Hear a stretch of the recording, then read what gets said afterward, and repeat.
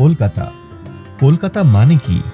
কলকাতা মানেই Victoria Memorial, ছোট্ট ট্রেনের মতো ট্রাম গাড়ি, হাওড়া ব্রিজ আর হলুদ taxi.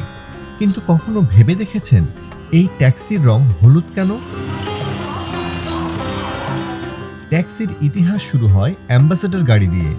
British engineer sir Alexander ইসিগনিস এর ডিজাইন করা এই গাড়ি 1958 সালে হিন্দুস্তান মোটরস এই মডেলটি বাজারে আনে। ক্লাসিক ডিজাইন আর আরামের জন্য সরকারি দপ্তর ও প্রতিনিধিদের প্রথম পছন্দ হয়ে ওঠে এই অ্যাম্বাসেডর।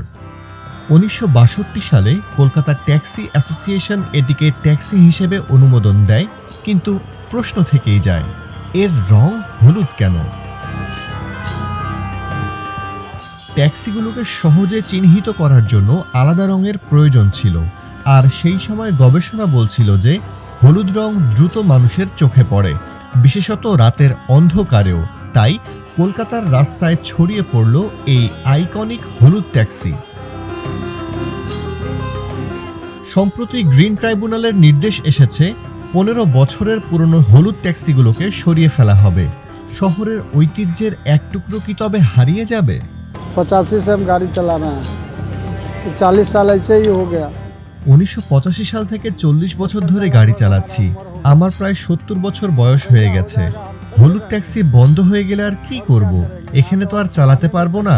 ট্যাক্সি গাড়ি শেষ তো আমরাও শেষ। टैक्सी गाड़ी खत्म, हम लोग भी खत्म। हम कोलकाता में 15 साल से हूँ सर। ये गाड़ी उड़ने से আমি 15 বছর ধরে कलकाताয় গাড়ি চালাই।